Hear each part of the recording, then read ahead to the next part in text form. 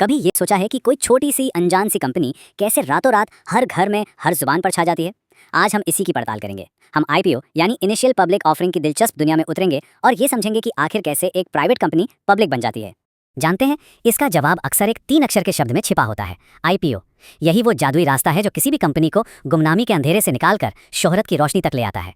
अच्छा, इस पूरी प्रक्रिया को समझने का एक बहुत आसान तरीका है। सोचिए, एक बेहद एक्सक्लूसिव प्राइवेट क्लब है जो अचानक एक दिन अपने दरवाजे पूरी दुनिया के लिए खोल देता है। बस यही है आईपीओ का सार। तो ये आईपीओ या इनिशियल पब्लिक ऑफरिंग आखिर है क्या भला? देखिए, बिल्कुल आसान शब्दों में कहें तो ये वो सबसे पहला मौका होता है जब कोई प्राइवेट कंपनी अपनी हिस्सेदारी यानी अपने मालिकाना हक के छोटे छोटे टुकड़े आम जनता को खरीदने के लिए पेश करती है। आईपीओ से पहले की दुनिया देखिए, कंपनी एक प्राइवेट क्लब की तरह है जहां मालिकाना हक सिर्फ कुछ गिने चुने लोगों के पास होता है, जैसे कि फाउंडर्स या फिर शुरुआती दौर के कुछ निवेशक। लेकिन आईपीओ के बाद वही कंपनी एक पब्लिक स्क्वायर यानी एक सार्वजनिक चौक बन जाती है। मतलब कोई भी जिसके पास एक ब्रोकरेज अकाउंट है वो उस कंपनी का हिस्सेदार बन सकता है। अब सवाल ये उठता है कि कोई भी कंपनी इतना बड़ा और मुश्किल कदम उठाती ही क्यों है? मतलब पब्लिक जाने की जरूरत क्या है? जवाब सिर्फ एक शब्द में है, कैपिटल। आसान भाषा में कहें तो पैसा, बड़े पैमाने पर पैसा जुटाने के लिए। इसको एक मिसाल से समझते हैं। सोचिए, किसी की पसंदीदा लोकल बेकरी है और अब वो पूरे देश में 100 नई दुकानें खोलना चाहती है। इसके लिए क्या चाहिए? इसके लिए चाहिए बहुत सारा पैसा। और बस यहीं पर आईपीओ एक सुपर हीरो की तरह एंट्री लेता है। देखिए, आईपीओ के मोटे तौर पर 3 बड़े मकसद होते हैं। सबसे पहला और सबसे जरूरी है कैपिटल जुटाना, ताकि कंपनी तेजी से आगे बढ़ सके, नई टेक्नोलॉजी पर रिसर्च कर सके या फिर अपने कर्जे चुका सके। दूसरा है लिक्विडिटी। इससे होता यह है कि फाउंडर्स और शुरुआती निवेशकों को अपनी सालों की मेहनत का फल मिलता है। वो अपने शेयर्स बेचकर पैसा कमा पाते हैं, जिसे कहते हैं कैश आउट करना। और तीसरा ब्रांड प्रेस्टीज। किसी बड़े स्टॉक एक्सचेंज पर लिस्ट होने से कंपनी की साख और पहचान रातों रात आसमान छूने लगती है। तो ये सब असल में होता कैसे है?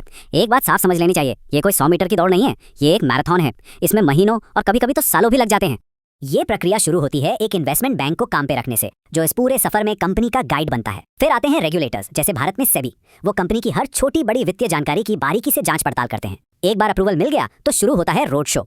इसमें कंपनी के टॉप अधिकारी देश विदेश घूमकर बड़े बड़े निवेशकों को अपनी कंपनी की कहानी सुनाते हैं, उन्हें निवेश के लिए मनाते हैं। इसी रोड शो से जो डिमांड बनती है उसी के आधार पर शेयर की कीमत तय होती है। और फिर आता है वो सबसे बड़ा दिन, लिस्टिंग डे, जब स्टॉक पहली बार आम लोगों के लिए बाजार में उतरता है। तो चलिए अब बात करते हैं हम जैसे निवेशकों की।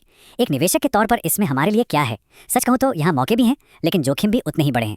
एक तरफ तो ये अगली बड़ी चीज में बिल्कुल शुरुआत में निवेश करके शानदार रिटर्न पाने का एक सुनहरा मौका हो सकता है। साथ ही पब्लिक कंपनियां पारदर्शी होती हैं, उन्हें हर 3 महीने में अपनी पूरी रिपोर्ट देनी होती है। लेकिन सिक्के का दूसरा पहलू भी है। आईपीओज में उतार चढ़ाव बहुत ज्यादा होता है। कीमतें अक्सर कंपनी की असल वैल्यू से नहीं बल्कि सिर्फ चर्चा और बाजार के उत्साह से आसमान छू लेती हैं। और एक और चीज है जिससे सावधान रहना बेहद जरूरी है, लॉकअप पीरियड। जब ये पीरियड खत्म होता है तो कंपनी के अंदरूनी लोग अपने शेयर बेच सकते हैं और उससे शेयर की कीमत अचानक धड़ाम से नीचे भी गिर सकती है। इन सारे जोखिमों को देखते हुए किसी भी आईपीओ में पैसा लगाने से पहले इस चमक दमक के पीछे की जो हकीकत है उसे समझना बहुत बहुत जरूरी है। ये बात हमेशा याद रखनी चाहिए, कंपनी और उसके बैंकरों का सिर्फ एक ही लक्ष्य होता है, अपने शेयरों को ज्यादा से ज्यादा कीमत पर बेचना। और इसका सीधा सा मतलब ये है कि हम जैसे छोटे निवेशक अक्सर उस शुरुआती पॉप यानी उछाल के बाद ही शेयर खरीद पाते हैं। तब तक बड़े खिलाड़ी अपना मुनाफा बना चुके होते हैं और कीमत पहले ही काफी बढ़ चुकी होती है। तो आखिर में सवाल यही बचता है, क्या आईपीओ एक आम निवेशक को बड़े खिलाड़ियों की टेबल पर एक सीट देता है, या फिर ये सिर्फ उस प्रचार के ट्रेन में चढ़ने का एक महंगा टिकट है जो शायद आगे जाकर पटरी से ही उतर जाए?